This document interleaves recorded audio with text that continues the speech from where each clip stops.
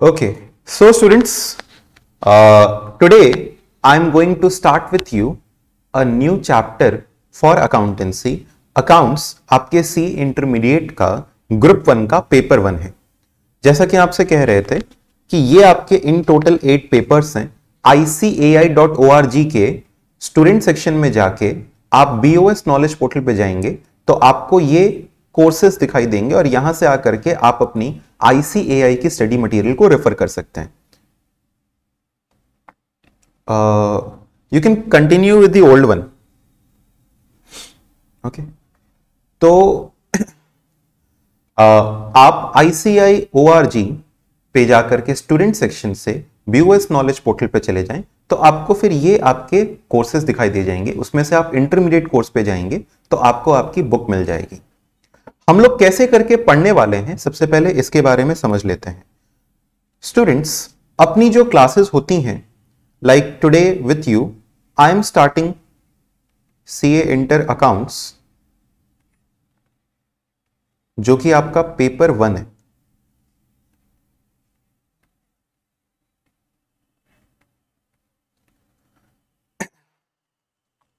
This is your paper 1। इसको हम लोग कैसे कैसे करके पढ़ने वाले हैं, तो देखिए एक चीज याद रखिएगा, CA इंटर के अंदर में हम लोगों के पास में जितने कम डिस्ट्रैक्शंस हो उतना अच्छा है। And I have seen it multiple times कि कई बार हम लोग ये भी पढ़ लो वो भी पढ़ लो, या फिर बहुत टफ है उसको बहुत ज्यादा हाईलाइट करने के चक्कर में या कुछ फैंसी करने के चक्कर में गड़बड़ कर देते हैं। तो करना सिर्फ ये है कि जो हमारा करेक्ट प्रिस्क्राइब मटेरियल है हमको उसी को पढ़ना है। मल्टीपल चीजों को पहले भी पढ़ने का समय नहीं था, अभी भी पढ़ने का समय नहीं। तो हमेशा ही हमारे लिए सबसे बड़ा बेस क्या होता है पढ़ाई के लिए, ये समझो। हमारे लिए बेस होना चाहिए हमारी स्टडी मटेरियल, वो मटेरियल जो कि ICAI प्रिस्क्राइब करती है। हमारे लिए बेस होना चाहिए रिवीजन टेस्ट पेपर, इसको हम शॉर्ट में कहते हैं RTP, रिवीजन टेस्ट पेपर। ये ICAI हर एक अटेम्प्ट पर लॉन्च करती है और ये हमारे लिए एक बहुत इंपॉर्टेंट सेट ऑफ क्वेश्चंस हो जाता है, क्योंकि इसमें से भी बहुत बार क्वेश्चंस आते हैं। फिर इसके बाद हमको रेफर करना चाहिए पास्ट एग्जाम के क्वेश्चंस, पास्ट एग्जाम के क्वेश्चंस, क्योंकि ये पास्ट एग्जामिनेशन क्वेश्चंस भी कई बार रिपीट होते हैं। तो हम आपको जो एक स्टडी मटेरियल प्रोवाइड कराएंगे उसके अंदर में ये तीनों ही चीजें होंगी, ये तीनों चीजें होंगी। स्पेसिफिकली RTP और पास्ट एग्जामिनेशन क्वेश्चंस की एक बुकलेट आपको प्रोवाइड होती है हमारी तरफ से। उस बुकलेट के अंदर में सारे के सारे RTPs, पिछले 5 अटेम्प्ट्स के RTPs एटलीस्ट होंगे और सारे के सारे पास्ट एग्जामिनेशन क्वेश्चंस जो हैं वो होंगे। तो इससे आपके मन का कोई भी डाउट नहीं रहेगा कि अब हमको ये भी रेफर करना है वो भी रेफर करना है। आपको सिर्फ इतनी ही चीजें रेफर करनी होंगी, ठीक है। और अगर हम आपको अपनी तरफ से कोई भी स्टडी मटेरियल दे रहे हैं तो बस उतना रेफर करिएगा, इसके अलावा और कुछ भी मत पढ़िएगा। तो ये होगा हमारा reference material. I hope this is clear. Clear ये बात।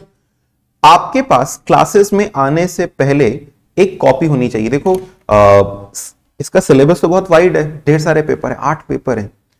अब इतने वाइड सिलेबस को हम लोग एग्जाम टाइम पे कैसे करके कवर अप करेंगे, तो अब हमारे नोट्स बहुत इंपॉर्टेंट हो जाते हैं। अकाउंट्स में तो चलो ठीक है प्रैक्टिस कर रहे हैं अपने, लेकिन इन जनरल बाकी सब्जेक्ट्स में भी आपके नोट्स बहुत इंपॉर्टेंट होंगे।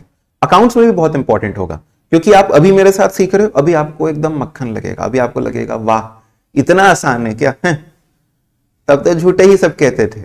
लेकिन फिर आप और पढ़ोगे, फिर आप और पढ़ोगे, फिर आप 2 महीने बाद सोचोगे अरे ये क्या है, तो आपको लगेगा ये तो इतना टफ नहीं था, अचानक से कैसे टफ लगने लगा।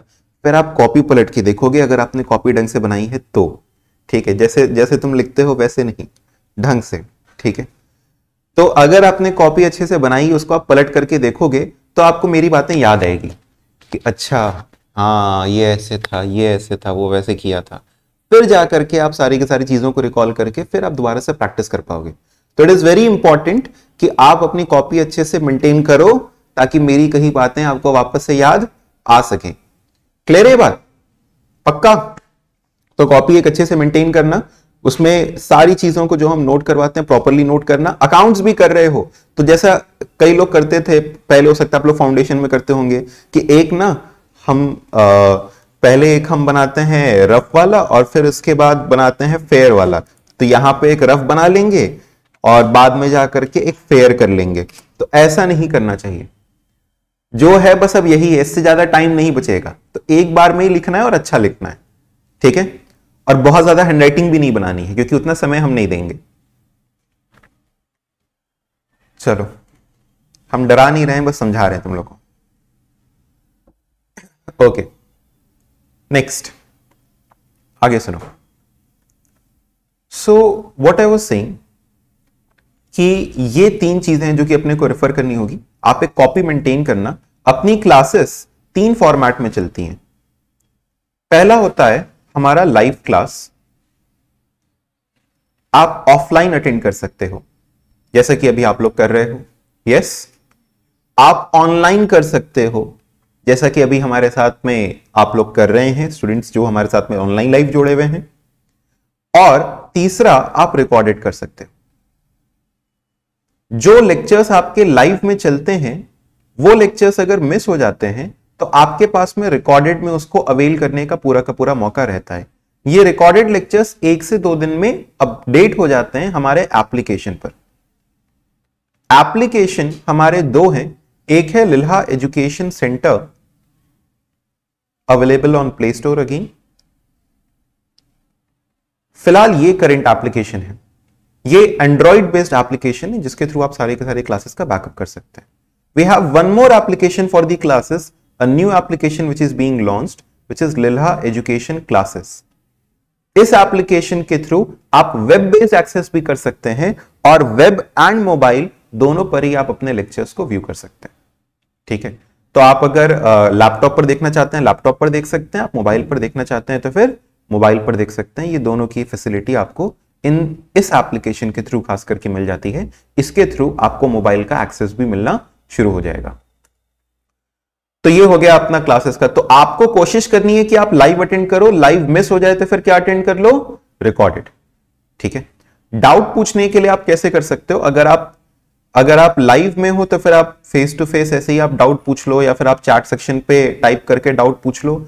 अदरवाइज आपको इस ऐप का एक डाउट सेक्शन है, एक चैट सेक्शन है, वो यूज करना है। इस चैट सेक्शन के थ्रू आप टाइप करके अपने डाउट्स को पूछ सकते हो, ठीक है। और मेरी एक एडवाइस हमेशा याद रखना कि सीए इंटरमीडिएट के अंदर में एडवाइसेस मतलब इन दिस केस कई बार क्या होता है, बहुत से लोग आपसे कहेंगे कि ये डिफिकल्ट है, वो है, ये है। कुछ नहीं है, बस एक चीज चाहिए, कंसिस्टेंसी। अगर आप कंसिस्टेंसी के साथ में कर रहे हो, अगर आप डेली अपने क्लासेस को कर रहे हो और डेली थोड़ी बहुत पढ़ाई कर रहे हो तो बड़े स्मूथली आपका सिलेबस हो जाएगा। लेकिन अगर आप उसको कंसिस्टेंसी के साथ में नहीं कर रहे हो तभी दिक्कत आएगी। और इन्हीं कंसिस्टेंसी के लिए हम लोग लाइव रहते हैं और हम लोग फॉलो अप करते हैं कि नहीं ठीक है तुम क्लासेस कर रहे हो नहीं कर रहे हो। Is that clear? So just make sure कि आप हम लोगों से कनेक्टेड रहें। कभी कोई दिक्कत आए तो पूछें, समझें कि सर कैसे करके पढ़ना चाहिए, ये चीज नहीं समझ में आ रही है, वो नहीं समझ में आ रहा है, या ये तरीका नहीं समझ में आ रहा है पढ़ने का, तो फिर वो तरीके भी आप हम लोगों के साथ में डिस्कस करिए, समझिए, but maintain your consistency in studies. अगर आप इतना कर रहे हैं तो I am telling you this is going to be very simple. Okay, चलो तो आज का कंटेंट अब सीधे स्टार्ट करते हैं। As I said I will be starting a new chapter with you today. जो चैप्टर हम आपके साथ स्टार्ट कर रहे हैं इसका नाम है bonus issue and rights issue. Give a heading, bonus issue and rights issue.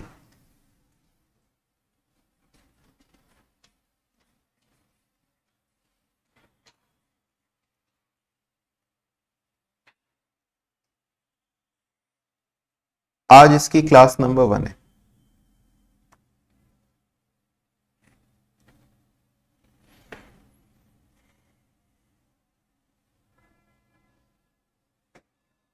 So bonus issue and rights issue में सबसे पहले हम लोग सीखेंगे आज बोनस इश्यू के बारे में। क्या आपको मालूम है बोनस इश्यू क्या होता है? क्या होता है जब एम्प्लॉइज को बोनस दिया जाता है? ना, एम्प्लॉय को शेयर इशू करते हैं। अच्छा, ना, एम्प्लॉय से जुड़ा हुआ तो कुछ स्पेसिफिकली नहीं है। अच्छा, I am doing one thing, जो हमारे साथ ऑनलाइन लाइव में भी हैं, हम आपको भी an opportunity to unmute yourself देते हैं, ठीक है? So in case if you want to speak up you can speak, but make sure you remain muted, मतलब after that you remain muted. Anybody else? हाँ,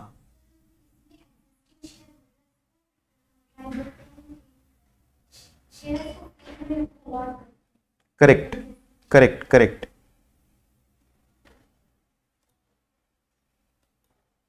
हेलो हेलो, अभी आवाज आ रही होगी, sorry I got muted. I said कि I have given an opportunity to unmute yourself, तो आप अगर अनम्यूट करके जो ऑनलाइन लाइव में भी अगर आप जवाब देना चाहते हैं तो फिर आप दे सकते हैं।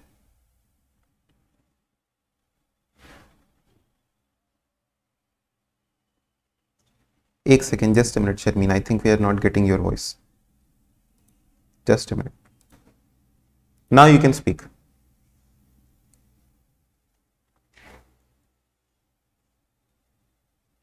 चलिए, एज सेड करेक्टली कि इसमें हम लोग किसको शेयर देते हैं?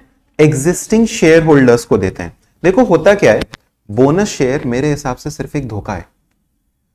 ये एक धोखा दिया जाता है, जानते हो किसको? शेयर होल्डर्स को, कि हम तुमको कुछ बोनस दे रहे हैं। इट इज जस्ट लाइक कि पहले तुम एक शैम्पू की बोतल खरीदते थे 100 रुपए की 200 ml, और अब उन्होंने कह दिया कि अरे 100 रुपए की है 100 ml प्लस 100 ml फ्री। ऐसा ही कुछ धोखा है बोनस शेयर्स के अंदर में। बोनस शेयर यही होता है और कुछ नहीं। जानते हो बोनस में क्या होता है? आओ देखो, आप अपने शेयर की वैल्यू कैसे करते हो पहले ये बताओ। जैसे हमने कहा कि ये एक कंपनी है और इस कंपनी के 4 शेयर्स हैं, या चलो 3 शेयर्स हैं, ठीक है? इस कंपनी के पास 600 रुपए हैं और इस कंपनी के कितने शेयर्स हैं? 3 शेयर्स हैं, ठीक है? 1 2 3, इना मीना डिका, इन तीनों के पास शेयर्स हैं। बताओ हर एक शेयर का दाम कितना हो जाएगा? जी हां, जो एग्जिस्टिंग शेयर्स देते हैं, एडिशनल शेयर्स देते हैं एग्जिस्टिंग शेयर होल्डर्स को, 200 रुपए का एक शेयर हो जाएगा। अगर हम इन्हीं तीनों से कहें कि हम तुमको एक एक शेयर और दे रहे हैं, तो भैया एक एक शेयर और दे देने से मेरे पास की जो वैल्यू है, जो मेरी कंपनी की वैल्यू है, वो तो बढ़ नहीं जाएगी। मेरी कंपनी की वैल्यू आज भी कितनी रहेगी? 600। तो ये बताइए, जिसके पास एक शेयर था उसके पास कितना शेयर हो गया? 2 शेयर। तो अब टोटल कंपनी के पास कितने शेयर्स हो गए? 6 शेयर्स हो गए। और हर एक शेयर की वैल्यू अब कितनी हो जाएगी? पर शेयर की वैल्यू हो जाएगी 100 रुपए। 600 डिवाइड बाय 6 इक्वल टू 100 रुपए। इसका मतलब हर एक शेयर अब हमारा 100 रुपए का बिकेगा। लेकिन पहले ई के पास एक शेयर था 200 रुपए का, लेकिन अब ई के पास 2 शेयर्स होंगे 100 रुपए के। वैसे ही पहले एम के पास एक शेयर था 200 रुपए का, लेकिन अब 2 शेयर्स होंगे 100 रुपए के। इसी तरीके से कुछ होता है आपका बोनस इश्यू। क्या किया जाता है बोनस इश्यू के अंदर? सुनो मेरी बात। जैसे हमने कहा कि एक कंपनी है, उसके पास में है equity share capital which is 10,000 shares at the rate 10 each. बताइए ये कितना हो गया? 1 लाख रुपीस। और इस कंपनी के पास में रिजर्व्स एंड सरप्लस है, रिजर्व्स एंड सरप्लस है। रिजर्व्स एंड सरप्लस के अंदर इसके पास में एक जनरल रिजर्व है, और ये जनरल रिजर्व 1.5 लाख, 1,50,000 रुपए का, ठीक है? 1.5 लाख यानी 1,50,000 रुपए का है। अब कंपनी ने क्या कहा? कंपनी ने कहा कि वो 1:1 का बोनस दे रही है। क्या दे रही है? 1:1। या चलो अगर आप 1:1 ना लेना चाहो तो हम कुछ और नया लेते हैं। कंपनी 1:2 का बोनस दे रही है। मतलब एक नया शेयर देगी 1 new share for every 2 shares held. For every 2 shares held. तो हर 2 शेयर के बदले कितना शेयर मिलेगा? 1 शेयर मिलेगा। ठीक है, इसे हम लोग कहते हैं 1:2 का बोनस होना। तो ये बताइए कंपनी के पास में पहले कितने शेयर्स थे? 10,000। अगर हम 1:2 का बोनस दे रहे हैं तो अब कंपनी के पास कितने बोनस इश्यू हो जाएगा? बोनस शेयर्स हो जाएंगे हर 2 के बदले 1।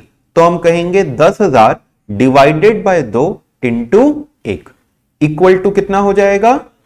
5,000। इसे हम लोग कहते हैं बोनस शेयर। तो ये बताइए पहले कंपनी के पास कितने शेयर्स थे? 10,000। अब कितने हो जाएंगे? 15,000। लेकिन सर ये देने के लिए कंपनी क्या करेगी? ये दे रही है, इसका मतलब क्या बस सीधे शेयर कैपिटल बढ़ा देगी? नहीं, कंपनी कहेगी कि आप ये पैसा हमारे रिजर्व्स में से ट्रांसफर करके शेयर कैपिटल में शिफ्ट कर दीजिए। रिजर्व्स में से पैसा कहां शिफ्ट कर दीजिए? शेयर कैपिटल में। सर इसके पीछे क्या पर्पस है बताएंगे।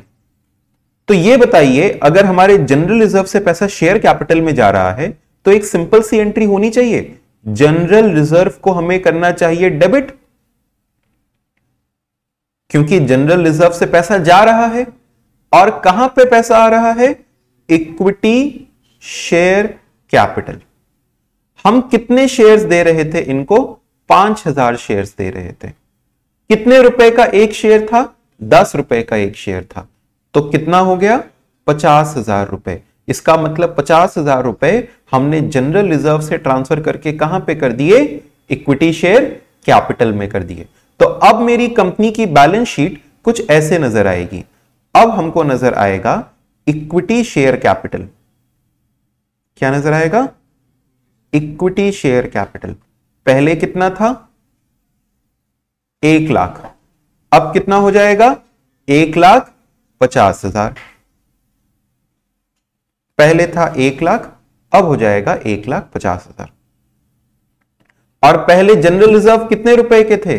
पहले जनरल रिजर्व थे हमारे पास 1.5 लाख रुपए के। अब कितने के हो जाएंगे?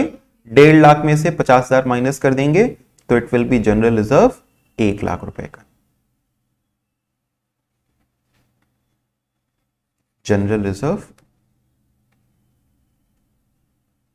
1 लाख रुपए। तो सर फायदा क्या हुआ इससे? अब हम बताते हैं फायदा क्या हुआ।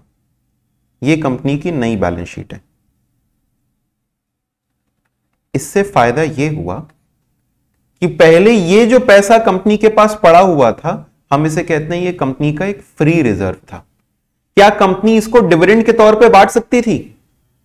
यस। जो कंपनी के पास फ्री रिजर्व्स पड़े होते हैं, फ्री रिजर्व का मतलब एक ऐसा रिजर्व जिसको कि कंपनी आसानी से डिविडेंड के रूप में बांट सकती है। क्या कंपनी इस शेयर कैपिटल में से डिविडेंड बांट सकती है? नहीं। तो कंपनी ने क्या किया? जनरल रिजर्व का पैसा कहां पे ट्रांसफर कर दिया? शेयर कैपिटल में ट्रांसफर कर दिया। तो सर इससे शेयर होल्डर को क्या फायदा हुआ? शेयर होल्डर को अगर बस खाली इसको देखा जाए तो कोई फायदा नहीं हुआ, क्योंकि पहले भी शेयर होल्डर्स के पास में इक्विटी एंड रिजर्व्स थे। इक्विटी शेयर कैपिटल भी किसका होता है? शेयर होल्डर का होता है। रिजर्व एंड सरप्लस भी किसके होते हैं? शेयर होल्डर के होते हैं। दोनों ही चीजें किसकी मानी जाती है? शेयर होल्डर की। भाई कंपनी है 600 की, तो उसके अंदर में जितना शेयर कैपिटल हो, जितना रिजर्व हो, सब तो मेरा ही है, शेयर होल्डर्स का है। तो शेयर होल्डर को कोई फायदा नहीं होता है। तो सर फिर बोनस इश्यू किया क्यों? बोनस इश्यू इसलिए किया ताकि उससे हमारे ये जो रिजर्व्स हैं वो कैपिटलाइज हो जाएं, पहली बात। और दूसरी बात ये दिखाता है कि कंपनी के पास में रिजर्व्स पड़े हुए हैं, कंपनी के पास प्रॉफिट्स पड़े हुए हैं। तो इससे कंपनी की इमेज बढ़ेगी, इंप्रूव होगी या डिक्रीज होगी? और ज्यादा इट विल इंप्रूव, और ज्यादा बेहतर होगी मार्केट में। तो अगर बेहतर हो रही है उसकी इमेज तो उससे उसकी मार्केट वैल्यू बढ़ेगी कि घटेगी? बढ़ेगी। उससे उसकी मार्केट वैल्यू इंक्रीज कर जाएगी। क्या समझ रहे हो इस बात को? तो बोनस इश्यू देने से क्या आपको कोई डायरेक्टली फायदा होता है? नहीं। बस वो 200 रुपए का एक शेयर 100 रुपए के शेयर्स में हो सकता है बढ़ जाए, या 50-50 के 4 शेयरों में बढ़ जाए, लेकिन इससे डायरेक्टली कोई फायदा नहीं होता। इनडायरेक्टली फायदा ये होता है कि उससे कंपनी की मार्केट वैल्यू इंप्रूव होती है, उसकी इमेज बाजार में इंप्रूव होती है। समझ रहे हो इस बात को? एक एग्जांपल दिखाते हैं। एक कंपनी है जिसने रिसेंटली ही बोनस इश्यू अनाउंस किया। एक कंपनी है जिसने रिसेंटली ही बोनस इश्यू अनाउंस किया है कि वो बोनस इश्यू देने वाली है। Bonus issue bye BSc. देखो क्या लिखा हुआ है, shares of BSC jumped 7% on Wednesday. ठीक है, अभी हाल ही की बात है। आज कौन सा डे है? आज मंडे है, तो ये पिछले वीक की बात कर रहा है, 5 days अगो। तो shares of BSC jumped 7% on Wednesday after the company said it will allot bonus shares to the share holders in the ratio of 2:1। It will issue 2:1 का मतलब क्या? 2 share for every 1 share held, हर एक के बदले 2। ठीक है, 2 for every 1, 2:1। The firm is yet to decide on the record date for issuance of shares. मतलब किस दिन के हिसाब से। अब जैसे हमने कहा हम बोनस इश्यू देंगे, तो समझो शेयर होल्डिंग तो रोज चेंज होती है। आज मेरे पास शेयर है, हम कल शेयर बेच देंगे, कल तुम्हारे पास हो जाएगा, फिर तुम किसी को बेच दोगे, किसी और के पास हो जाएगा। यस और नो? तो किसी एक पर्टिकुलर दिन को चूज किया जाता है और उस दिन जिसके पास शेयर रहेगा उसी को फिर वो बोनस इश्यू लॉट होगा। तो सर उस दिन की तो बड़ी मारामारी होती होगी कि हमको चाहिए ये और हमारे पास रहेगा। तो इन दैट केस क्या होता है कि रिकॉर्ड डेट से तुम, उसे हम लोग कहते हैं रिकॉर्ड डेट, और उस रिकॉर्ड डेट से पहले ही ऑब्वियसली हर कोई चाहता है कि उस बोनस शेयर को, मतलब उस शेयर को अपने पास खरीद करके रख ले, और इसी वजह से उस डेट से पहले ही शेयर का दाम तुम लोग देख सकते हो कि बढ़ जाता है। समझ गए इस बात को? क्लियर है ये बात? हाँ हाँ, क्या इससे मार्केट वैल्यू आधी हो जाएगी? यस, मार्केट वैल्यू आधी हो जाएगी। क्यों? क्योंकि पहले 2 शेयर था, अब 1 शेयर हो गया। लेकिन अब मजे की बात समझो, पहले हो सकता है तुम्हारे पास 200 रुपए का 1 शेयर था, लेकिन अब 110 रुपए के 2 शेयर हो जाए। ओवरऑल बाजार में ऐसा होता है कि शेयर की वैल्यू आधी हो गई, कम हो गई, लेकिन ओवरऑल मुनाफा हो जाता है। 200 रुपए का 1 शेयर था तो अब 110 के 2 शेयर हो गए। क्यों? क्योंकि लोगों को उसमें ज्यादा फायदा या फिर ज्यादा प्रॉफिट नजर आ रहा है, उनको लग रहा है कि नहीं ये कंपनी तो अच्छा कर रही है। तो बोनस शेयर, फिर से समझना, सिर्फ एक धोखा है। बुक्स के अंदर में कोई भी बदलाव नहीं हो रहा, कोई ज्यादा बदलाव नहीं हो रहा, लेकिन केवल बदलाव कहां पे हो रहा है? मार्केट के सेंटीमेंट में। मार्केट को लग रहा है कि नहीं कुछ अच्छा तो हो रहा है, अगर ये बंदा बोनस दे रहा है इसका मतलब ये कंपनी प्रॉफिट्स कमा रही है। जैसा कि अभी आपने देखा, इन्होंने सिर्फ कहा है कि हम बोनस देंगे, और सिर्फ इतनी सी बात से इनका शेयर प्राइस बढ़ गया कि नहीं बढ़ गया? सिर्फ इतनी सी बात से इनका शेयर प्राइस बढ़ गया, और जब ये देने को डिक्लेयर कर देंगे तो इनका शेयर प्राइस और ज्यादा बढ़ेगा। चलो अब इन्वेस्टिंग शुरू मत कर देना तुरंत का तुरंत। अच्छा सर अभी जा रहे हैं बीएससी का शेयर खरीदने। हाँ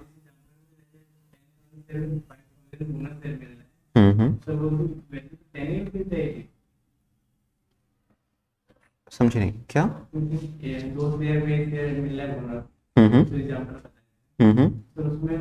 दो शेयर देंगे, 2 फॉर एवरी 1, यानी अगर अभी आपके पास 10,000 शेयर हैं तो हम 20,000 नए शेयर्स देंगे। नहीं, वो और ज्यादा कम हो जाएगी, फेस वैल्यू उतनी रहेगी। समझो ना, यहां पे पहले भी 10 रुपए फेस वैल्यू थी, अभी भी 10 रुपए फेस वैल्यू है, मार्केट वैल्यू में फर्क आएगा। अब वो कैसे आएगा हम आपको दिखाते हैं एक करके। अब चलिए कुछ लिखना शुरू करते हैं। लिखिए bonus issue, everybody please write down. It refers to the issue of new additional shares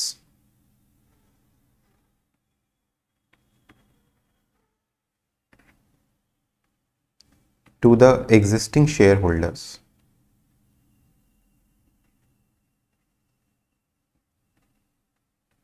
everybody please write down fast, to the existing shareholders in the proportion of their existing shares या share holding.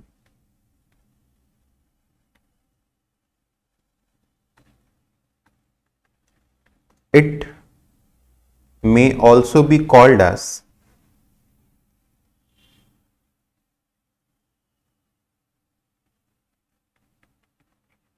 capitalization of reserves।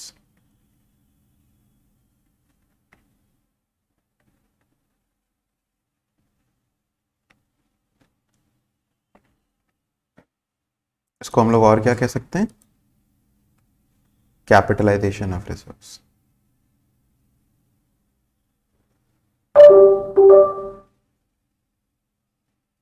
Next, as per companies act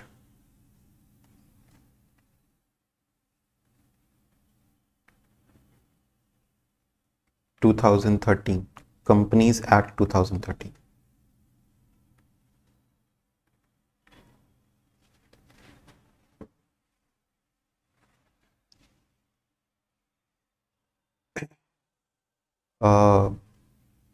following are the provisions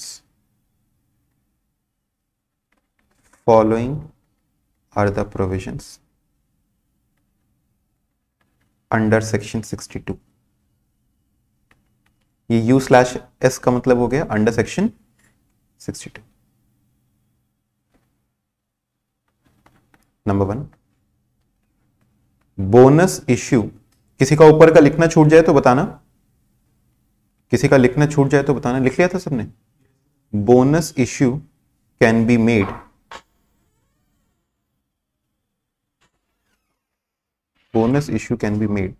just a minute।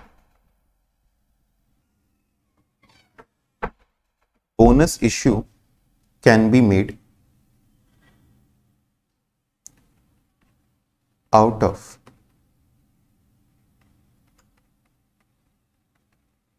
the following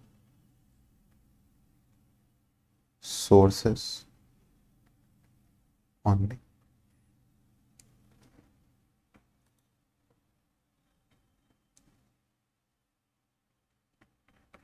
Point number 1, securities premium।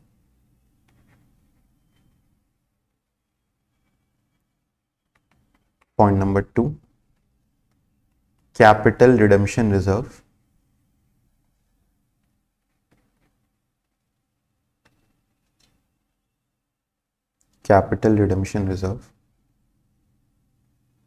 Point number 3, free reserves।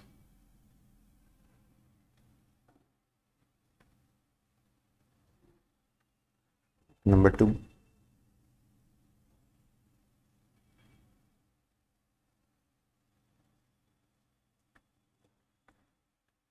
a bonus issue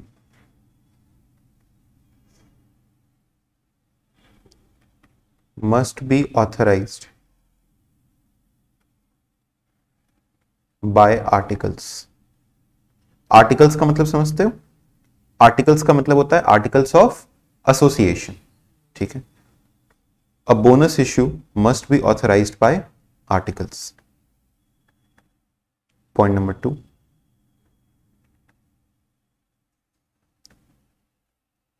a bonus issue is made to the existing fully paid up shares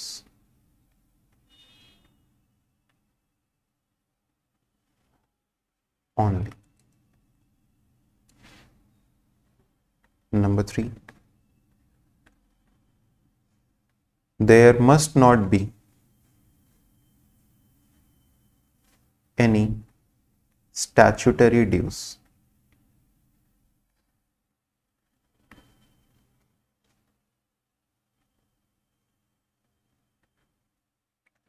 ये सारी बातें अभी आप लिख लीजिए, फिर हम आपको समझाते हैं। Note,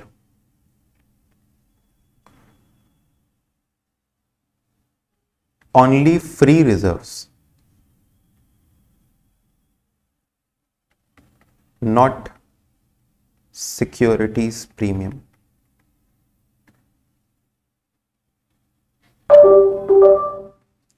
Not securities premium.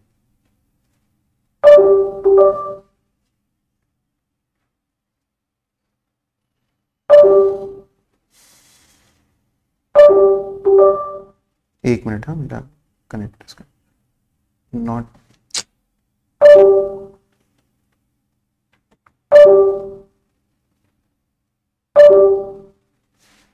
Just a minute.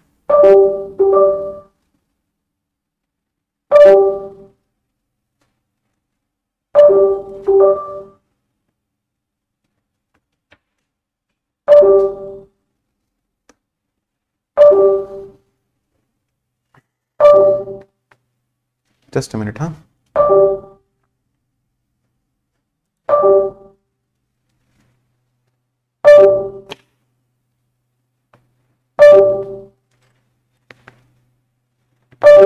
भाई अब तो निकाल दिए, अब तो क्या है.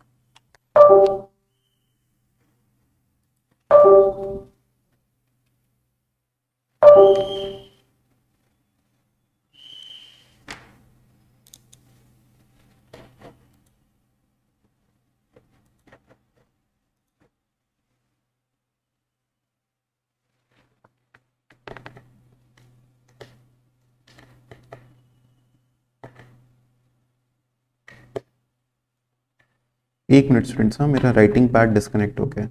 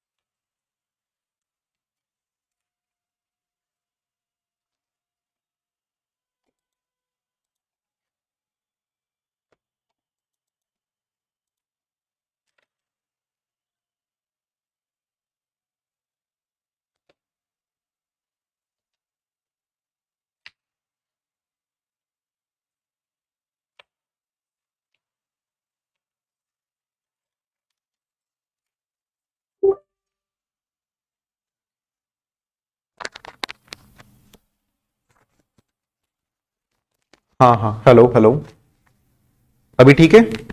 वॉइस आ रही है आप लोगों को? स्टूडेंट्स प्लीज कंफर्म, वॉइस आ रही है आप लोगों को?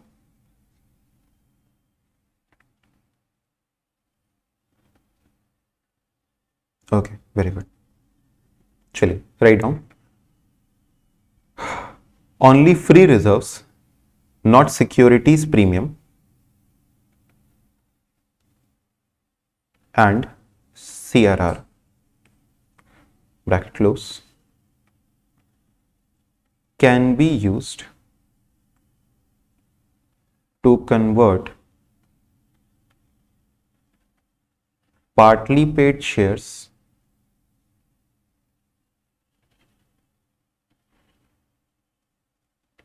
to fully paid up. केवल फ्री रिजर्व्स का इस्तेमाल किया जा सकता है, किसका नहीं किया जा सकता? सिक्योरिटीज प्रीमियम और सीआरआर का. इतना तक लिख लिया सबने? Now please write down journal. Journal, इसकी जर्नल एंट्रीज कैसे कैसे करके पास होती है. सबसे पहले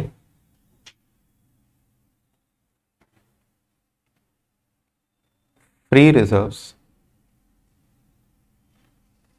account debit, securities premium account debit, CRR. CRR का मतलब समझ रहे हो? Capital redemption reserve to bonus to equity share holders.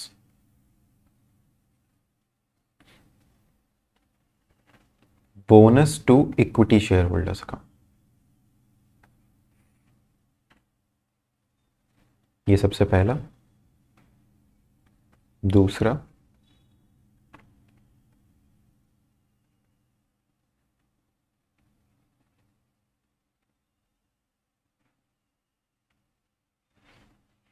Bonus to equity share holder debit to equity share capital account.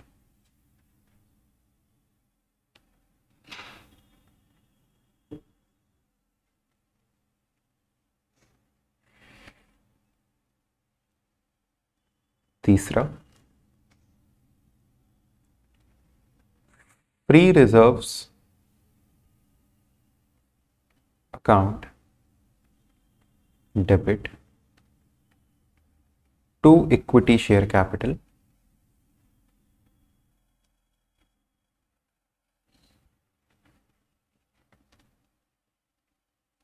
इसके लिए नरेशन लिखना, this is for converting partly paid shares to fully paid using free reserves। किसका इस्तेमाल करके हम लोगों ने किया ये? फ्री रिजर्व्स का इस्तेमाल करके।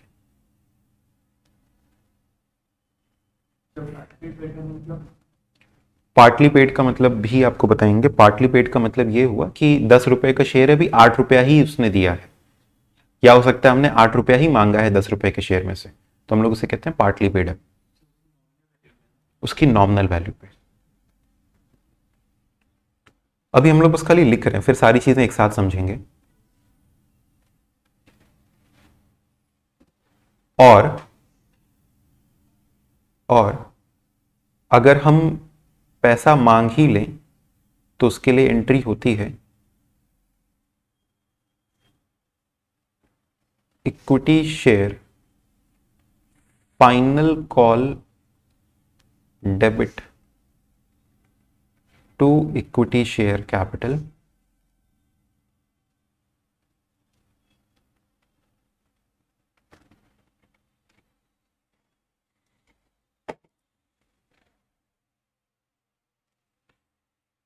एंड फिर इसमें पैसा ले लेते हैं तो bank account debit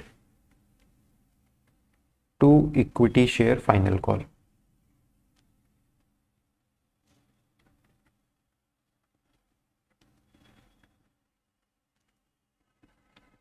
being final call received.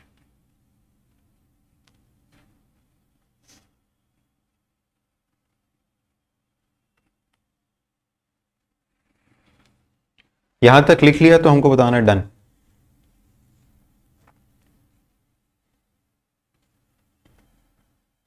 ये हम लोगों ने जर्नल और उसकी एक्सप्लेनेशन लिख लिया है। अब इसके क्वेश्चंस हम लोग देखेंगे एक एक करके। एवरीबडी प्लीज राइट डन जैसे ही आप इसको नोट कर लें।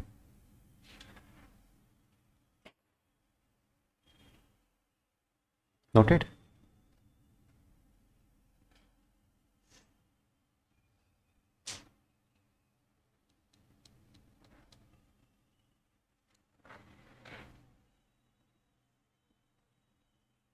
चलो, किसी का छूट गया हो तो बताना। हाँ, लिख लिया सबने ना? अब समझो, सबसे पहला एंट्री हमने आपको लिखवाया, एक बार आपको एंट्रीज रेफर करवा दें। सबसे पहली एंट्री हमने आपको लिखवाई फ्री रिजर्व, सिक्योरिटीज, प्रीमियम और सीआरआर। हमने आपसे कहा कि कंपनीज एक्ट में लिखा हुआ है कि जब आप अपने रिजर्व्स का इस्तेमाल करते हैं तो कौन कौन से रिजर्व का इस्तेमाल कर सकते हैं। देखो, रिजर्व तो कई तरीके से बनाया जा सकता है। जैसे एक होता है रिवैल्यूएशन रिजर्व। जानते हो रिवैल्यूएशन रिजर्व क्या होता है? रिवैल्यूएशन रिजर्व क्या होता है? जैसे मान लो आज मेरे पास एक असेट है, हमने कहा मेरे पास एक फिक्स्ड असेट है। क्या है फिक्स्ड असेट? मान लो कोई एक मशीनरी है, तो हमने कहा मशीनरी को रिवैल्यू करना है। एक खरीदे तो 4000 के थे, लेकिन आज मेरे हिसाब से इसकी वैल्यू 15000 है, तो हमने एक सिंपल सी एंट्री पास कर लिया, machinery account debit to revaluation reserve. अरे रिजर्व क्रिएट करना कोई बड़ी बात है? कर लेंगे, रिवैल्यू कर देंगे, कह देंगे revaluation reserve. Land and building खरीदे थे तब थी 20 लाख की, आज रिवैल्यू करके 50 लाख कर दिए। अरे सर ये तो मजाक हो जाएगा, ऐसे तो रिजर्व क्रिएट करना। तो कोई भी रिजर्व नहीं क्रिएट कर सकते, हम फ्री रिजर्व्स का ही इस्तेमाल कर सकते हैं। तो फ्री रिजर्व का मतलब क्या हुआ, वो रिजर्व जिससे कि डिविडेंड बांट सकते हैं। और वो कैसे आता है, प्रॉफिट कमा करके। किससे आता है, प्रॉफिट। तो वही प्रॉफिट आप लोगों को मालूम होगा, प्रॉफिट से रिजर्व कैसे बनता है, हम एक कंपनी प्रॉफिट कमाती है और उस प्रॉफिट में से जितना रिटेन कर लेती है दैट इज रिजर्व, और बाकी का वो क्या कर देती है, डिविडेंड बांट देती है। तो वो रिजर्व जो वो रिटेन करती है वो कहां जाता है, जनरल रिजर्व में या प्रॉफिट एंड लॉस में। दूसरा आता है सिक्योरिटीज प्रीमियम। सिक्योरिटीज प्रीमियम कैसे आता है, सिक्योरिटीज प्रीमियम आता है जब आप कोई शेयर प्रीमियम पे इश्यू करते हैं, ठीक है। तो प्रीमियम पे अगर हमने इश्यू किया तो ऑब्वियसली मेरे पास 10 रुपए की फेस वैल्यू के लिए 15 रुपए आया होगा, 16 रुपए आया होगा, तो हम लोग कहते हैं प्रीमियम पे इश्यू किया। सिक्योरिटीज प्रीमियम के थ्रू आया हुआ पैसा वो भी इस्तेमाल कर सकते हैं। और CRR, capital redemption reserve. Capital redemption reserve prepare ही इसलिए करते हैं कि बाद में हो सकता है हमको कुछ रिडीम करना हो, जैसे प्रेफरेंस शेयर्स वगैरह अगर हमको रिडीम करने हुए, तो उसके लिए हम लोग क्या तैयार करते हैं, कैपिटल रिडेम्पशन रिजर्व। तो भैया वो भी हमारे शेयर कैपिटल का ही पैसा होता है। तो ये जो रिजर्व्स हैं इनका इस्तेमाल ही बोनस के लिए कर सकते हैं। इसका मतलब अगर रिवैल्यूएशन रिजर्व पड़ा है तो उसका इस्तेमाल नहीं कर सकते, ठीक है। कैपिटल रिजर्व पड़ा है कोई, जैसे कोई स्टैट्यूटरी रिजर्व पड़ा हुआ है, हमसे कहा गया इनकम टैक्स एक्ट में लिखा है कि आपको कोई एक रिजर्व बना करके रखना है 25%, तो वो इनकम टैक्स का बनाया हुआ रिजर्व है, वो तो फ्री रिजर्व है नहीं, उसका हम इस्तेमाल नहीं कर सकते। केवल 3 reserve, free reserve, securities premium, CRR, ऐसा लिखा हुआ है कंपनीज एक्ट के अंदर। दूसरी बात लिखी हुई है कि जो बोनस इश्यू है वो आर्टिकल्स ऑफ एसोसिएशन से ऑथराइज होना चाहिए। तीसरी बात, बोनस इश्यू केवल existing fully paid up shares को दिया जा सकता है। इसका मतलब अभी अगर आपका शेयर पार्टली पेड अप है तो हम उसको फिर बोनस इश्यू नहीं कर सकते, ठीक है।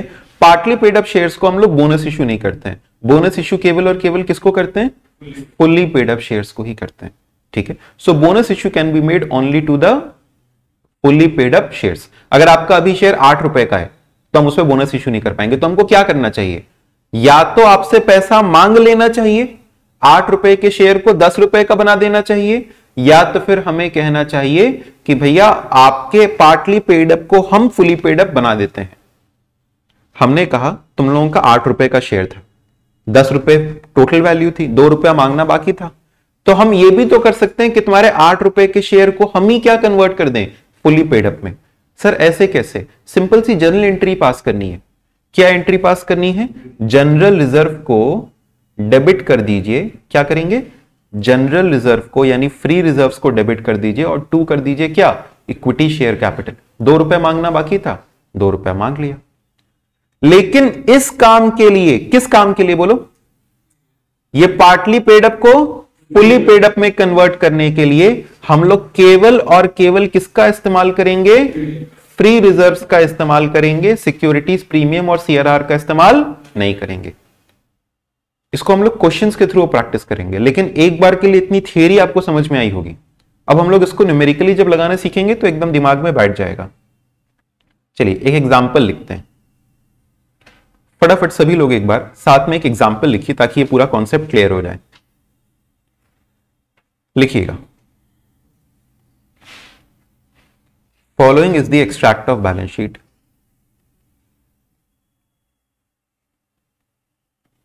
Following is the extract of balance sheet of X Limited.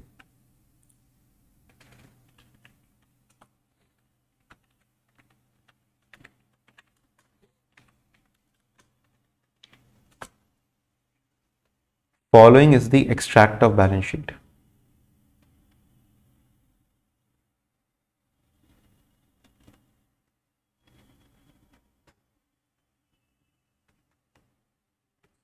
of X Limited. 16,000 equity shares at the rate 10 each, कितना हो जाएगा, 1,60,000। फिर उसके बाद reserves and surplus reserves in surplus में you have general reserve 1 lakh, securities premium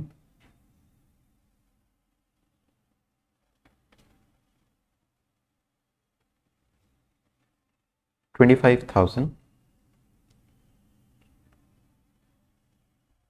revaluation reserve 20,000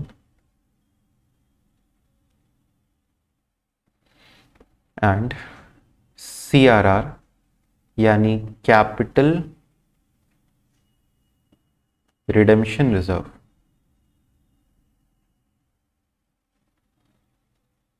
equal to 30,000 और just a minute equal to 10,000।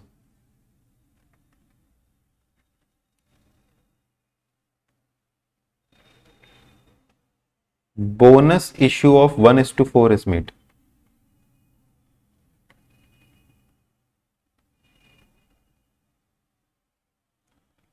Find या find क्या?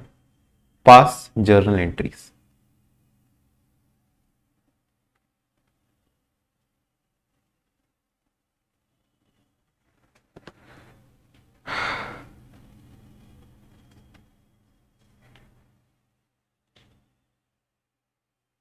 चलो भाई देखो ध्यान से,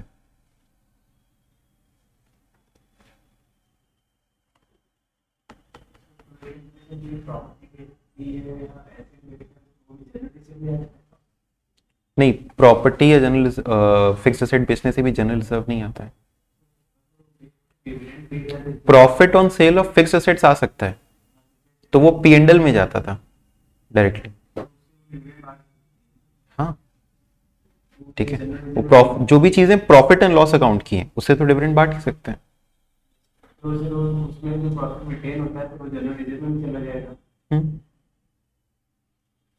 ठीक है, चलिए आइए सुनिए। अब सबसे पहली एंट्री देखिए, हम लोग को क्या करना है, सबसे पहले हमको देखना है कि कितने का बोनस इशू किया गया। बताइए कितने का किया गया? 1:4। तो कितने शेयर्स किए जाएंगे bonus issue? 4,000 shares bonus issue किए जाएंगे। 4,000 इंटू कितना? 10। कितने का हमको बोनस इशू करना होगा? 40,000। तो बोनस इशू की सबसे पहली एंट्री क्या हम लोग लिखेंगे? जर्नल किसका? एक्स लिमिटेड का। सबसे पहली एंट्री क्या? हमको रिजर्व्स का इस्तेमाल करना होगा। अच्छा ये बताइए कितने का बोनस इशू है? नीचे एक वर्किंग नोट बनाते हैं, वर्किंग नोट, कुछ 4-5 लाइन छोड़ करके एक वर्किंग नोट बनाते हैं। Bonus issue is equal to 1/4 into 40,000। 40,000 है, 16,000 है, तो कितने शेयर्स हो जाएंगे? 4,000 shares at the rate 10 each. तो बताइए कितने रुपए की जरूरत पड़ेगी? 40,000 रुपए। तो 40,000 रुपए कहां से लिए जाएं बताओ? 40,000 रुपए जनरल रिजर्व से ले लें, हां, कि CRR से ले लें और सिक्योरिटीज प्रीमियम से ले लें? किसी से भी ले सकते हैं। अब सुनो मेरी बात, वही हम आपको सिखाना चाहते हैं। एवरीबडी प्लीज सजेस्ट, ये पैसा किससे लिया जाए? जनरल रिजर्व से या सिक्योरिटीज प्रीमियम से या CRR से, या तीनों मिला करके लें? पहली प्रायोरिटी किसको दें? जनरल रिजर्व के पैसे को या सिक्योरिटीज प्रीमियम के पैसे को? जो कम है पहले उसमें से ले लें, उसको खत्म कर दें ताकि लिखना ना पड़े इसका नाम। सुनो मेरी बात, सबसे पहले जिस पैसे को हम लोग लेंगे that will be your CRR। नहीं, सबसे पहले जनरल रिजर्व नहीं लेंगे। समझो सबसे पहले CRR क्यों लेंगे। हमने कहा मान लो तुम लोगों को कुछ एक पैसा मिला, तुम्हारे पास पैसा है, ठीक है, आज के लिए मान लो तो तुम्हारे पास पैसा है और उस पैसे को तुमको खास करके दिया गया है कि ये पैसा तुम्हें सिर्फ दान पुण्य में इस्तेमाल करना है, उस पैसे की तुम पार्टी नहीं कर सकते। ठीक है, ये पैसा तुम्हारे पास 10 रुपए है, 10 रुपए का एक नोट है और तुम्हारे पास और भी 50 रुपए हैं एक्स्ट्रा पड़े हुए, लेकिन 10 रुपए वो तुमको सिर्फ और सिर्फ दान पुण्य में ही लगाना था, उसके अलावा तुम उससे अपनी पार्टी आर्टी नहीं कर सकते थे। अब तुम किसी एक जगह पर जाते हो, ठीक है, किसी मंदिर में जाते हो और बाहर तुमको कोई एक भिखारी दिखाई देता है और तुमको लगता है कि हमें इसको 20 रुपए देने हैं।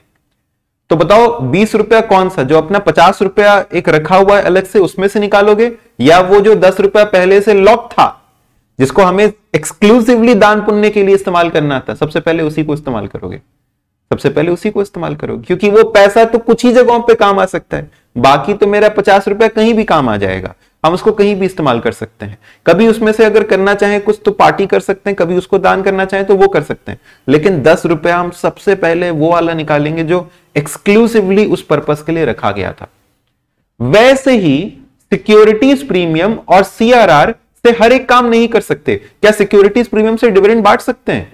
नहीं। क्या सीआरआर से डिविडेंड बांट सकते हैं? नहीं, नहीं बांट सकते। तो अब देखो शेयर होल्डर या कंपनी क्या चाहेगी, अरे ये पैसे तो हम कुछ ही काम में इस्तेमाल कर सकते थे और वो वाला काम आज आ गया तो उसी काम में पहले इस्तेमाल कर लेते हैं। अरे जनरल रिजर्व तो मेरे पास पड़ा है, वो तो कभी भी काम आ जाएगा, लेकिन ये तो इसी ओकेजन के लिए था, इसको हम इस्तेमाल करके खत्म करते हैं। तो सबसे पहले किसको इस्तेमाल करेंगे? सीआरआर और फिर सिक्योरिटीज प्रीमियम, और सिक्योरिटीज प्रीमियम के बाद फिर हम लोग लास्ट में जाकर के किस पे जाएंगे? जनरल रिजर्व पे। ठीक है, क्या समझे? सबसे पहले सीआरआर और एसपी क्यों? समझ गए? आया समझ में? Everybody in the live chat please confirm कि आपको समझ में आया। सबसे पहले CRR, securities premium, and then we will come to general reserve. Come on students in the live chat please confirm. तो देखो सबसे पहली एंट्री क्या करेंगे? CRR, capital redemption reserve.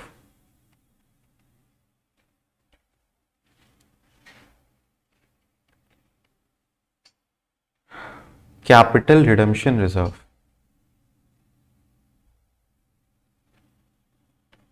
Account debit. कितने रुपए थे सीआरआर में? 10,000। फिर इसके बाद सिक्योरिटीज प्रीमियम अकाउंट डेबिट,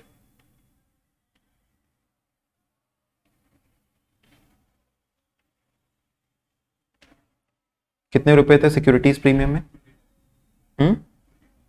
25,000। कितने रुपए की जरूरत थी हमको?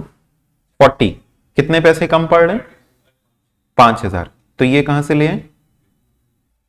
General reserve. तो general reserve account debit. Revaluation reserve इस्तेमाल कर सकते हैं? 3 ही नाम लिखे थे और उसमें से भी एक एक्सक्लूसिवली गिनाए थे कि रिवैल्यूएशन रिजर्व का इस्तेमाल नहीं कर सकते। 2, बताइए क्या? बोनस। ये सब पैसा जोड़ जाड़ करके पहले कहां पे लिखते हैं? Bonus to equity share holder account. कितने रुपए? 40,000। नरेशन में लिख देंगे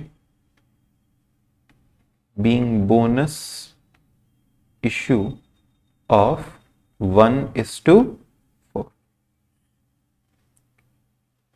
और फिर point number 2,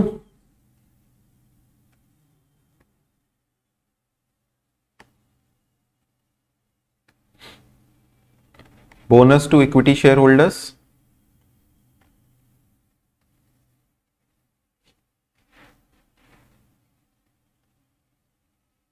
bonus to equity share holders debit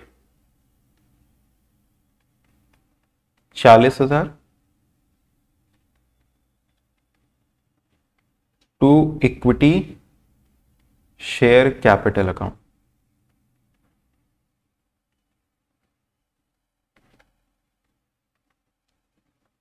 being bonus issue of 4,000 shares. कितने शेयर्स का बताइए? 4,000 शेयर्स।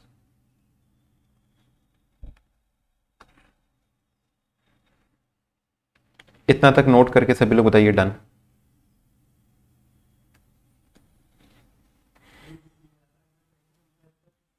सॉरी, इसको भी हम लोग फ्री रिजर्व्स में से क्रिएट करते हैं। ये मेनली जैसे अगर हमको प्रेफरेंस शेयर्स वगैरह का रिडेम्पशन करना होता है तो उस दौरान हम लोग फिर क्रिएट करते हैं CRR, कैपिटल रिडेम्पशन। ठीक है, सबने नोट कर लिया? Come on please right done. हो गया आप लोग का?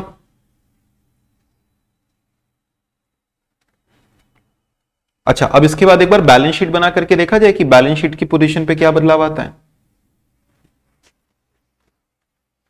कम on students, everybody right done. Balance sheet बना करके देखा जाए बैलेंस शीट की पोजीशन पे क्या बदलाव आएगा।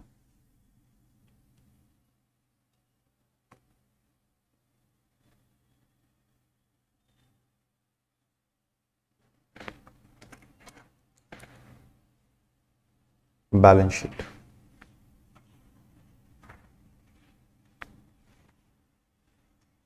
किसकी बैलेंस शीट बना रहे हैं हम लोग? अच्छा, ये बैलेंस शीट है कि बैलेंस शीट का एक्सट्रैक्ट है? एक्सट्रैक्ट, मतलब उसका सिर्फ एक हिस्सा बना रहे हैं। अब हम लोग देखो, जब भी इस तरीके से ही बनाएंगे ना तो हमेशा एक प्रॉपर फॉर्मेट तो फॉलो करेंगे। बैलेंस शीट का ये पोर्शन आता है इक्विटी एंड लायबिलिटीज के अंदर, और इक्विटी एंड लायबिलिटीज के अंदर में हम लोग लिखते हैं इसको अंडर शेयर होल्डर्स फंड। कहां लिखते हैं? Share holders fund.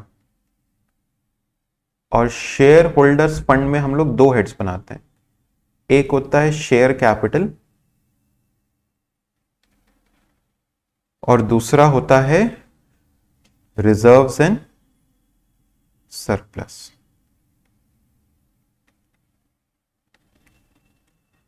Share capital के लिए भी हम लोग नोट बनाते हैं, नोट नंबर 1, और रिजर्व एंड सरप्लस के लिए नोट नंबर 2, और यहां पे फाइनल अमाउंट लिखेंगे। देखो, आपको बैलेंस शीट बनाने का तरीका दिखा रहे हैं। इक्विटी एंड लायबिलिटीज लिखा, इक्विटी एंड लायबिलिटीज के अंदर लिखते हैं share holders fund. Share holders fund के अंदर में दो हेड्स, शेयर कैपिटल और रिजर्व एंड सरप्लस, लेकिन यहीं पे डायरेक्टली नहीं लिख देंगे, इसके लिए क्या बनाएंगे? नोट। अब नोट्स में हम लोग मेंशन करते हैं note number 1 share capital.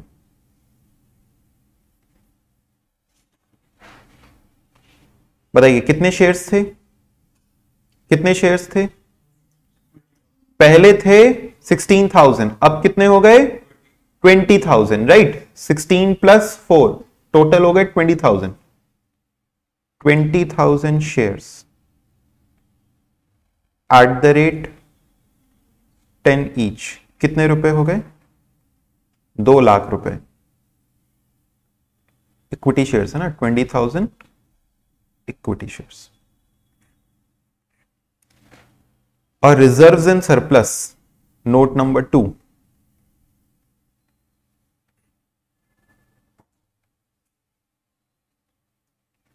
Reserves and surplus. Reserves and surplus में क्या है? कौन कौन से रिजर्व हैं? सबसे पहले जनरल रिजर्व। जनरल रिजर्व कितना था हमारे पास पहले? 1 लाख में से कितना इस्तेमाल हो गया? हाँ, 5,000 यूज हो गया, तो अब कितना बचा? 95,000।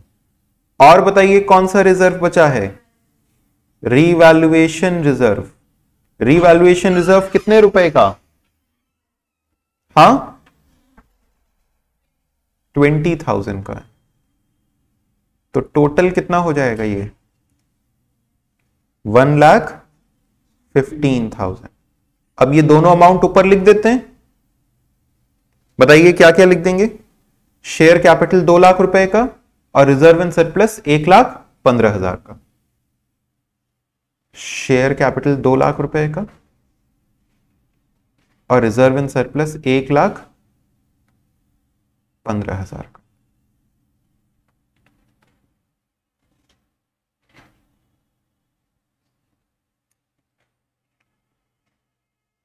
किसी का नीचे का छूट गया हो तो वो भी नोट करें।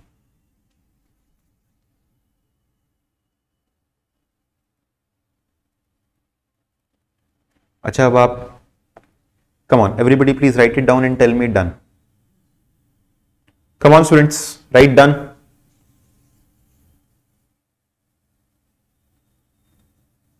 शेयर कैपिटल वाला फिर से बता दें. शेयर कैपिटल देखो, पहले अपने पास 16,000 थे, लेकिन अब हमने 4,000 शेयर्स और इश्यू कर दिए, तो 16,000 प्लस 4,000 20,000 शेयर्स हो गए. यही डाउट था आपका?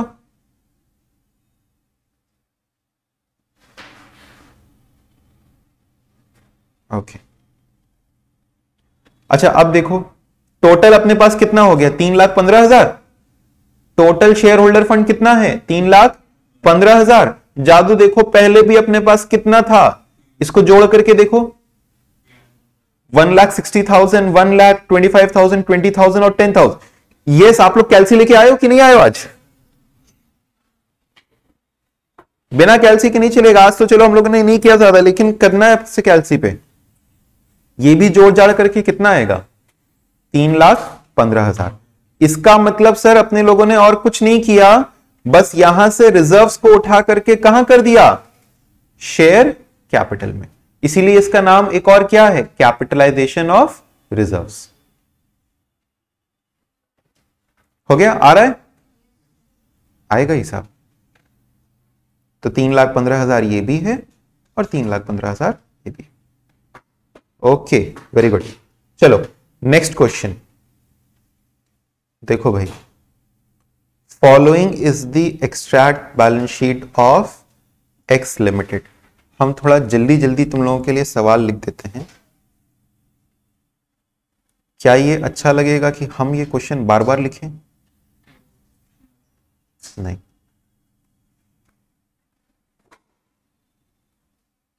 और इस बार 15,000 शेयर्स हैं, तो ये कितना हो जाएगा, 1,50,000. लेकिन इस बार 10 ईच नहीं है, @10 ईच है. अच्छा चलो 10 ईच है, बट ₹8 पेड अप है. तो बताओ ये कितना हो जाएगा, 1,20,000. आराम से छापेंगे, जल्दीबाजी में नहीं छापेंगे.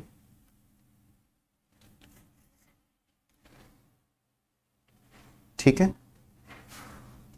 और ये सारी के सारी इंफॉर्मेशन में भी कुछ चेंज कर दें,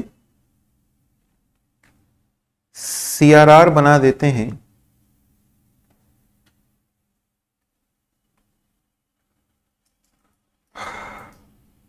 CRR कर लेते हैं 30,000 रुपए का. Bonus issue of 1:3 is made, और लेट मी मेक इट 2:3, और ज्यादा मजा आएगा.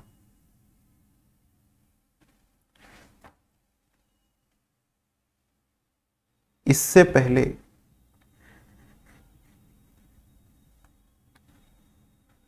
आफ्टर कन्वर्टिंग, बताओ बोनस इश्यू करने से पहले हमको क्या करना पड़ेगा, पार्टली पेड को फुली पेड करना पड़ेगा. अच्छा, पार्टली पेड को फुली पेड बनाने के दो तरीके, या तो रिजर्व का इस्तेमाल कर लो या तो फिर पैसे मांग लो. करेक्ट, या तो रिजर्व का इस्तेमाल कर लो या तो पैसे मांग लो. तो हम यहां पे इस्तेमाल करेंगे रिजर्व्स का, यूजिंग रिजर्व्स. आपको जर्नलाइज करना है.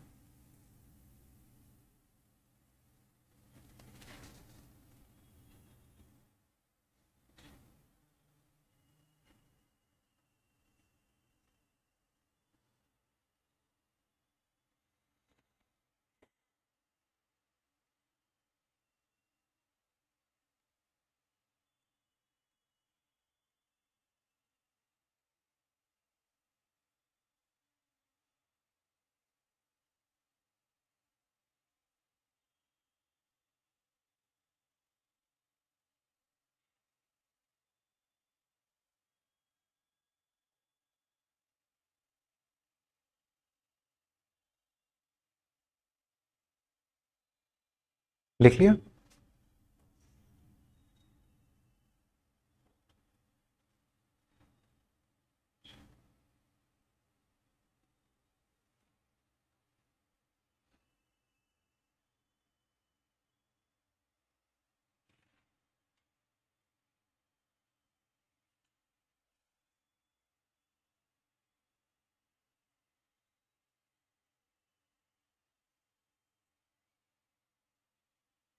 Done, noted. चलो सबसे पहले क्या किया जाए बताइए? बोनस इश्यू की एंट्री पास किया जाए? नहीं, हाँ, पहले फुली पेड अप करना होगा। फुली पेड अप करने के लिए एंट्री बताइए। फुली पेड अप करने के लिए एंट्री बताइए। फ्री रिजर्व का इस्तेमाल करेंगे। फ्री रिजर्व कौन सा दिखाई दे रहा है ऊपर हमको? केवल जनरल रिजर्व फ्री रिजर्व है, तो फ्री रिजर्व्स का इस्तेमाल करेंगे। तो हम लोग लिखेंगे general reserve account debit. General reserve account debit. क्या आप लोग बता सकते हैं कितने रुपए का जनरल रिजर्व है? कितने रुपए का जनरल रिजर्व? इस्तेमाल कितना करना होगा? 30,000। Everybody in the live session please confirm, कितने रुपए का जनरल रिजर्व यूज करना होगा?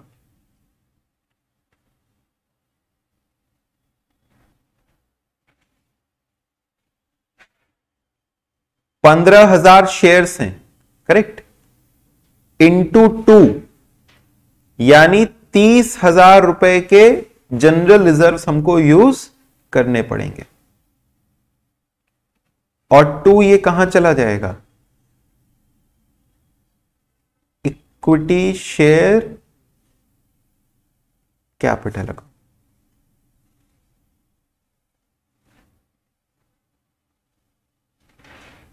नीचे क्या लिखेंगे बताइए?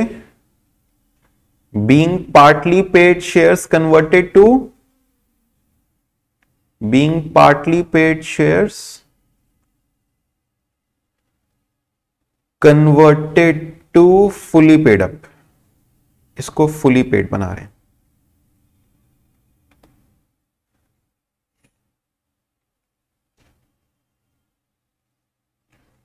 फिर इसके बाद अब हम लोग को क्या करना है? Bonus issue. बताइए कितने शेयर्स का बोनस इश्यू करना होगा? 10,000 शेयर्स का बोनस इश्यू। कैसे?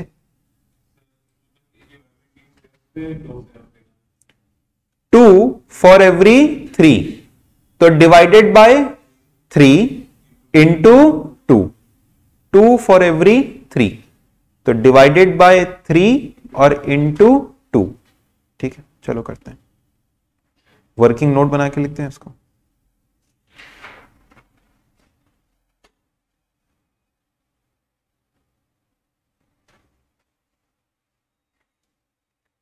Bonus issue is equal to 2/3 into 15,000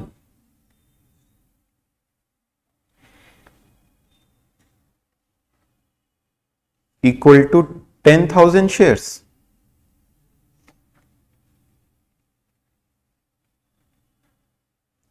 तो यहां पे क्या लिखेंगे? अब सबसे पहले किसका इस्तेमाल किया जाए? 10,000 शेयर्स के लिए 1 लाख रुपए चाहिए होगा, करेक्ट। तो सबसे पहले क्या लिखेंगे यहां पे? Capital redemption reserve. कैपिटल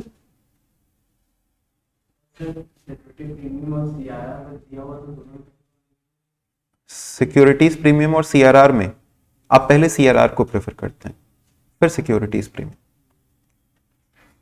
तो सीआरआर कितने रुपए का है? 30,000 का। 1 लाख रुपया चाहिए। फिर सिक्योरिटीज प्रीमियम कितने रुपए का है? सिक्योरिटीज प्रीमियम है 25,000 का। अभी और कितना पैसा चाहिए? 45। जनरल रिजर्व में पड़ा है ना, तो जनरल रिजर्व अकाउंट डेबिट कितने रुपए? 45,000। और 2 क्या हो जाएगा बताइए?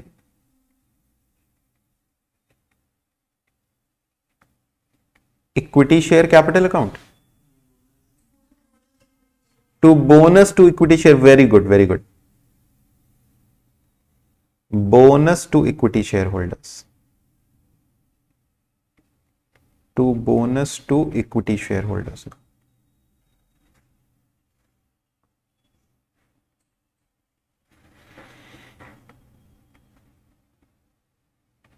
being bonus issue of 2:3। और फिर इसके बाद क्या होगा?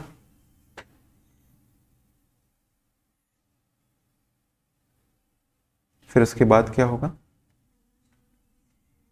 Bonus to equity share holders debit.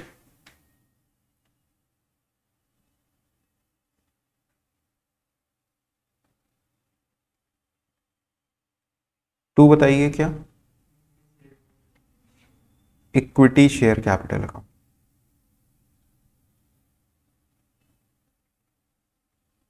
कितने रुपए? 1 लाख।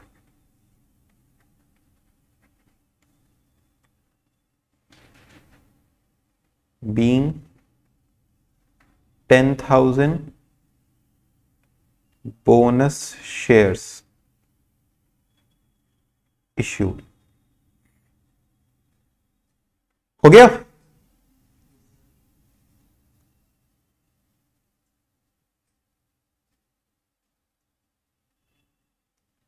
अच्छा, ये तो हम लोगों ने कर लिया, बट अब क्या इसके साथ साथ इसकी बैलेंस शीट भी बना ली जाए? इसकी बैलेंस शीट में बताइए। अच्छा, इसकी बैलेंस शीट अब हम शॉर्ट में बना करके आपको दिखा रहे हैं। इसकी बैलेंस शीट आपको एक बार शॉर्ट में बना करके दिखा रहे हैं। बताइए इक्विटी शेयर कैपिटल में कितने शेयर्स आ जाएंगे? 15,000 प्लस 10,000 यानी 25,000 equity shares at the rate 10 each. Fully paid up या पार्टली पेड अप? अब फुली पेड अप कितने रुपए? 2.5 लाख। ठीक है, और बताइए रिजर्व्स इन सरप्लस में क्या क्या? जनरल रिजर्व कितने रुपए बचा होगा? कितना था बताओ? 1 लाख था, लेकिन फुली पेड अप बनाने में कितना चला गया? 20,000 गया था ना, 30,000 चला गया था। फुली पेड अप बनाने में 30,000 चला गया था, और ऊपर कितना इस्तेमाल कर लिए? 45,000 ऊपर इस्तेमाल कर लिए, तो बचा कितना? केवल 25,000 रुपए का जनरल रिजर्व बचा। और रिवैल्यूएशन रिजर्व बचा कितने रुपए का? 20,000 का। तो इतना ही बचा है, बाकी दोनों तो रिजर्व खत्म हो गए थे ना। तो अब बताइए कितना पैसा आया टोटल? 2,95,000। इतना ही पहले भी रहा होगा, इतना ही अभी भी है। इसको आप भी एक बार शॉर्ट में बना लीजिए। उम्मीद है आपको ये बोनस इश्यू का कॉन्सेप्ट समझ में आया होगा। नेक्स्ट क्लास में इसके ऊपर बेस्ड हम लोग कुछ क्वेश्चंस करेंगे। ये हम लोगों के पास में